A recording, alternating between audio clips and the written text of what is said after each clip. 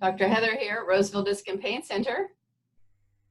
And I am just going to say if I'm not your doctor, I won't be giving you advice, but I will be more than happy to see you if you come in.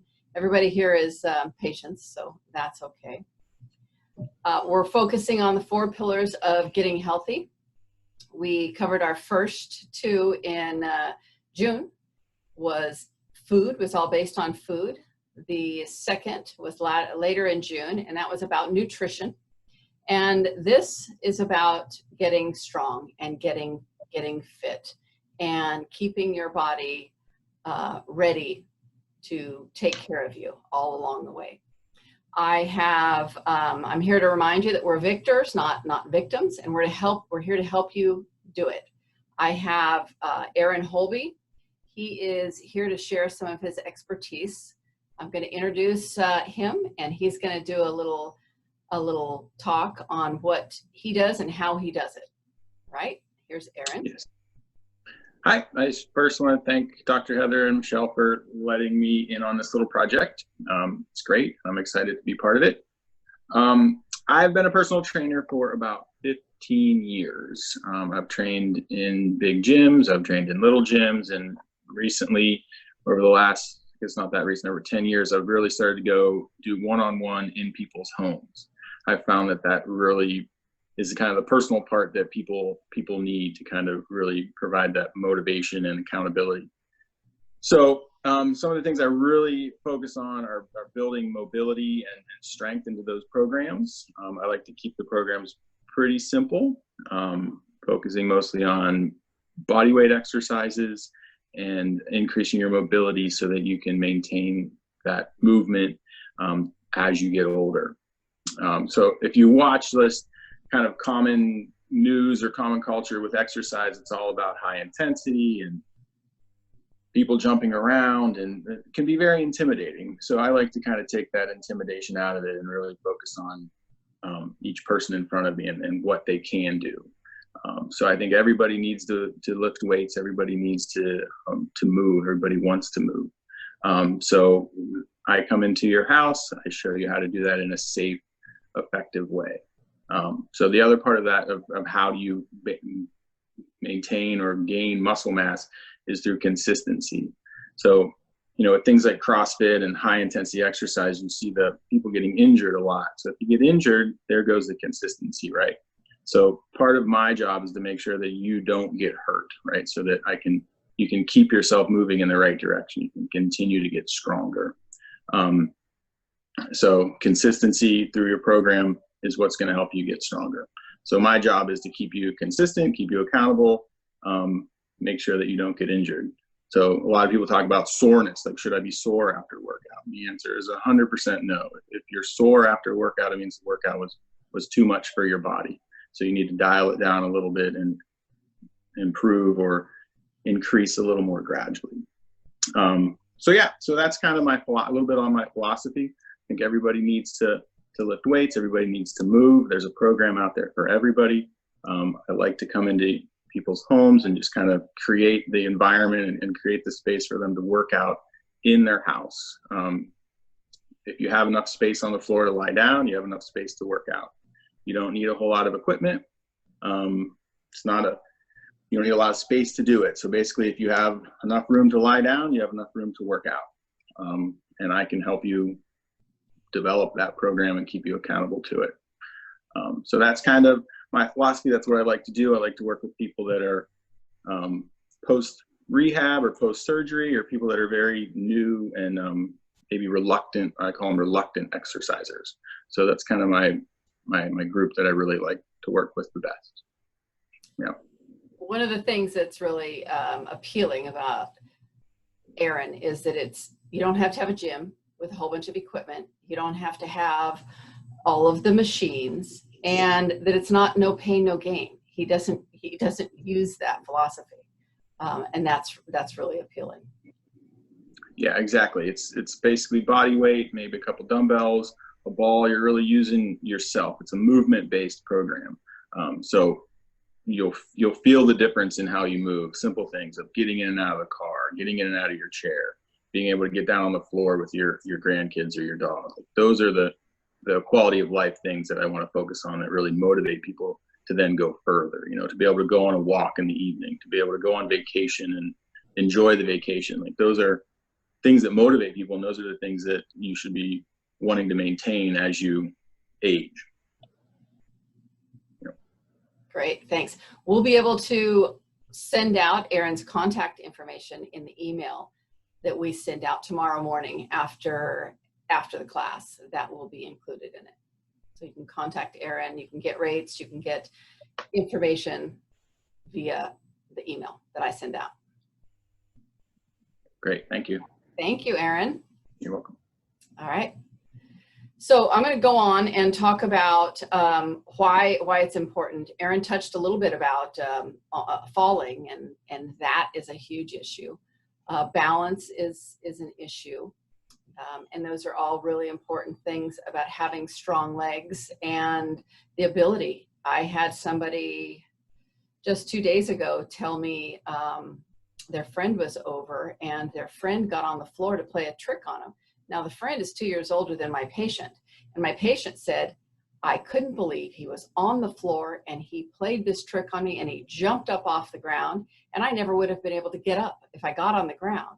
And that's kind of scary. That's a real predicament for, I don't know how many seniors can't get up. And legs are it. I mean, how many times does someone fall and go into a convalescent home, even without breaking their hip? You know, and often they do break their hip, and that's why they end up in a convalescent home with serious problems, surgery. Quite often, death follows. But we want to keep you up, we want to keep you stable, we want to keep you moving around. I want to say that you know, the new policy that we heard here with the health crisis that we're in the midst of, and it doesn't seem to be going away. As you know, that was one of the reasons we were prompted over the summer to offer these classes, is that we want to keep you safe and fit to fight, and able to, if you get the virus, that you'll come out of it and it won't be any serious debacle, and you won't go into a crisis mode and end up in ICU or anything like that, but that you're strong enough to fight it and come through it, and it'll be a flu. But the paradigm was stay in your house, stay safe, wear your mask, and stay home. Don't go out. Where it could have been a new policy: stay safe, walk 10,000 steps a day, stay away from sugar, stay away from soda pop, and change your lifestyle. And that's one of the things that we're really looking to do with these four pillars, is that we're wanting to offer some lifestyle changes. 8 to 10 weeks of doing making a change in your life, and you can actually swing the pendulum the other way. And that's all it takes, 8 to 10 weeks. Heck, we were sequestered in the house for close to 3 months, many people.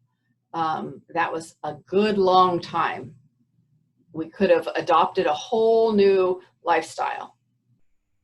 Diabetes prevention is one of the reasons we want to exercise. Using muscle, that's one of the ways to tighten up your blood sugars for people who are diabetic that are listening. Using your muscles uses the insulin and changes the numbers. That's how people who can't get their insulin, their numbers down, doing weight training and weightlifting radically changes their blood sugars. And that's the fine tuning that we're able to offer. You know, I will say, I'll send out a study with the emails that I always include those, but there's a number of studies that are just fascinating out there about exercise and what we can do to change our lifestyle and our health, and ultimately longevity. And I was saying a little earlier, you know, you're going to pay now, or you're going to pay later in monetary funds. You know, you're going to pay to take care of yourself, either suffering and in misery, or you're going to pay now to turn your health around and get healthy. I want to do a recap. So I'm going to just say that we're here because of we were talking about last time, or the first time, nutrition. We're talking about food and serious outcomes and why serious outcomes ensued with the infection, and people, they were overweight, high blood pressure, and diabetes. Those were three of the things that were presented serious outcomes in every case. Those were comorbidities, not every case, many of the cases that you look at, even if it was undiagnosed and it was just metabolic dysfunction, it was there. The thing that I'll also point out, that sugar is loved by cancer, by staph, by strep, by all microbes. I mean, there's candida. Every bug loves sugar and thrives in sugar. And then there's the Alzheimer's component as well, which is called type 3 diabetes. That also loves the sugar. So that's one of the reasons that when we were talking about the food, we were talking about metabolic dysfunction and really reeling in any of your sugar handling problems. And they don't have to be diagnosed diabetes, but anybody who has sugar handling problems has a big risk factor going forward. We talked about a low carbohydrate diet. I'll just recap and run through a whole list of those. Whether any one of these appeals to you or not, I will stress low carb is really where we need to be. That there's Whole30, there's a paleo diet, there's a keto diet, a carnivore diet, caveman, intermittent fasting, timed eating, whatever it happens to be that fits into your lifestyle. We went into that in detail, and we're offering detailed, individual work with any patient who wants to spend the time and delve into that, no problem whatsoever. So those food, low carb, approaches to food are the recommendations that we've given. There's supplements. We have a foundational supplementation, anti-inflammatory supplementation, antimicrobial supplementation, that was the second, and we talked in detail about those. One of the things also that was seen with the serious outcomes of the infection was vitamin D insufficiency, and staying in, like we were asked to do, completely brought your vitamin D levels down even further, and not having sun exposure and not going out brought your vitamin D levels down. It's an epidemic, vitamin D insufficiency. So having your vitamin D levels up, and we've offered in the email, this will be a recap that'll all go out in an email with tomorrow morning, will be the option for blood work where there's vitamin D. I think it's really inexpensive to get your vitamin D levels and find out where you're at.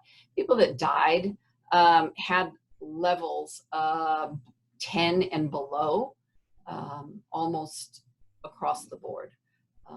They're finding. So vitamin D is a big factor. Vitamin D from the sun is a lot better than getting a synthetic from a supplement, but I will say a supplement is better than nothing. I'm gonna say we're probably gonna wrap it up. Does anyone want to throw anything in there? Anyone around here want to put anything in?